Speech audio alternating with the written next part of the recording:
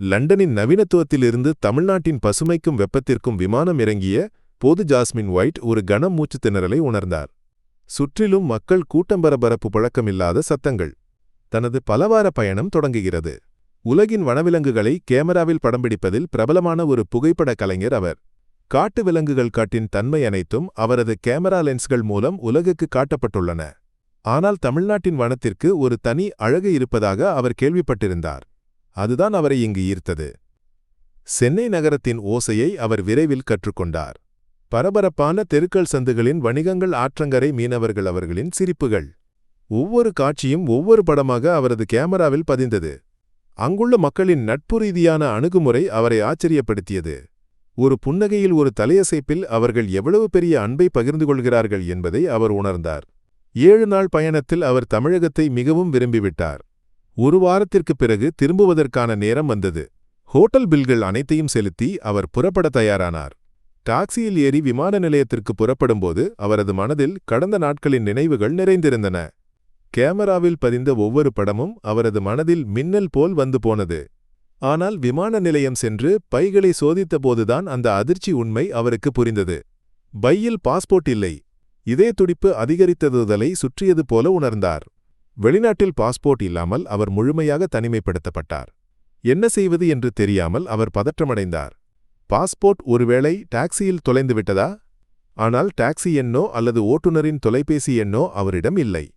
ஒருவேளை பாஸ்போர்ட் ஹோட்டலில் மறந்து வைக்கப்பட்டிருக்கலாமா? அவர் உடனடியாக ஹோட்டலுக்கு திரும்பினார். எனினும் அங்கும் பாஸ்போர்ட் காணப்படவில்லை. போலீஸ் நிலையத்தில் புகார் செய்தார். அங்குள்ள அதிகாரிகள் அவரது கவலையை புரிந்து கொண்டனர். அவர்கள் விசாரணையை தொடங்கினாலும் பாஸ்போர்ட் கிடைத்தது என்று எந்த தகவலும் கிடைக்கவில்லை. பின்னர் அவர் லண்டனில் உள்ள தூதரகத்துடன் தொடர்பு கொண்டார். அவர்களும் உதவுவதாக உறுதியளித்தனர். ஆனால் நடைமுறைகளை முடிக்க சில நாட்கள் ஆகும் என்று அவர்கள் தெரிவித்தபோது அவரது இயலாமை முழுமையடைந்தது. ஒவ்வொரு நாளும் ஹோட்டலில் தங்க ஆகும் பணச்செலவு, விமானம் ரத்து செய்யப்பட்டதால் ஏற்பட்ட நிதி இழப்பு அனைத்தும் அவரை மனதளவில் சோர்வடைய செய்தது. நான் என்ன செய்ய வேண்டும்? நான் யாரை நம்ப வேண்டும் என்று அவர் தனக்குள்ளேயே கேட்டுக்கொண்டார். சென்னை நகரத்தின் பரபரப்பான வாழ்க்கையில் ஒரு ஆட்டோ ரிக்ஷா மற்றும் டாக்ஸிகளுக்கு இடையில் தனது பழைய டாக்ஸியில் இரவும் பகலும் ஓட்டும் சாதாரண மனிதரான ரகுவின் உலகம் மிகவும் சிறியது. அவரது வாழ்க்கை மனைவி ராதாவும் 2 மகள்களான லட்சுமி மற்றும் சரஸ்வதியையும் கொண்டிருந்தது. ஒரு சிறிய வீட்டில் தினசரி கிடைக்கும் சிறிய வருமானத்துடன் வாழ்க்கையை நடத்திச் செல்வது ரகுவுக்கு ஒரு பெரிய சவாலாக இருந்தது.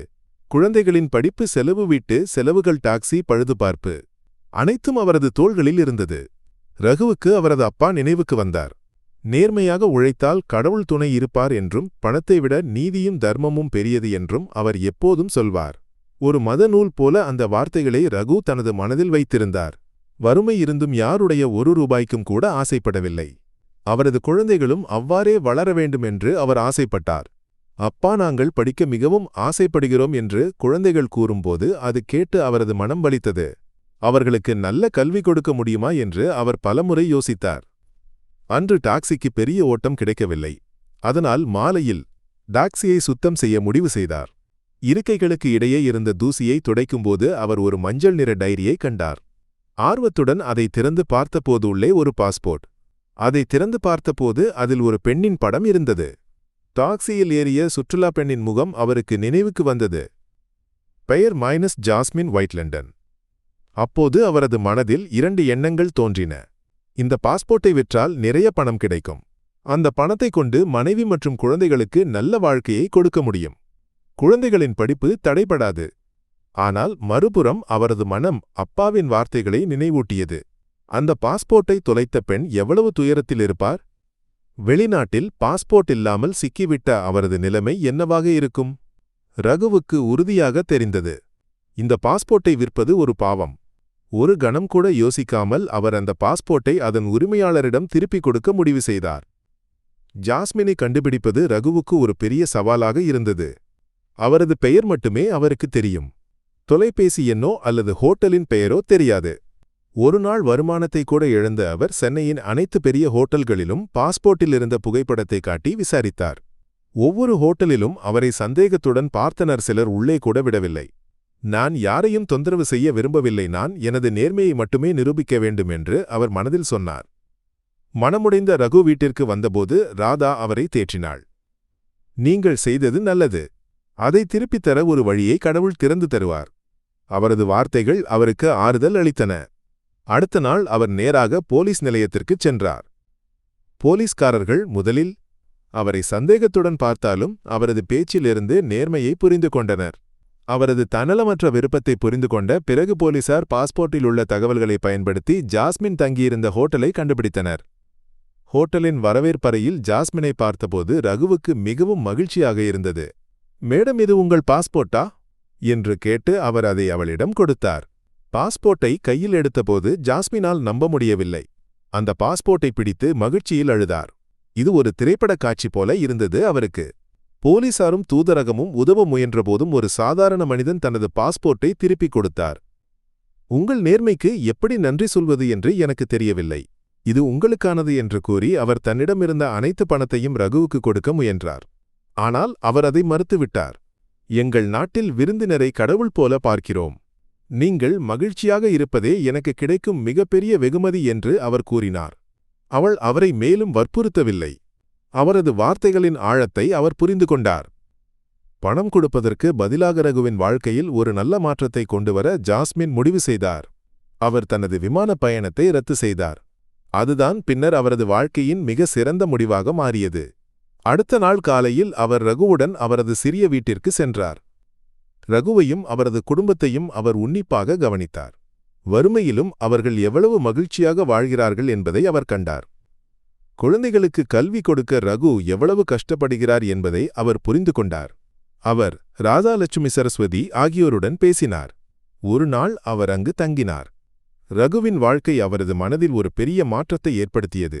இந்த மனிதன் எனக்கு உதவியது போல் நான் அவருக்கு உதவுவேன் என்று அவர் மனதில் உறுதி செய்தார். அடுத்த நாள் காலையில் ஜாஸ்மின் ரகுவை ஹோட்டலுக்கு அழைத்தார். அங்கு ரகுவிற்காக ஒரு பெரிய பரிசு காத்திருந்தது.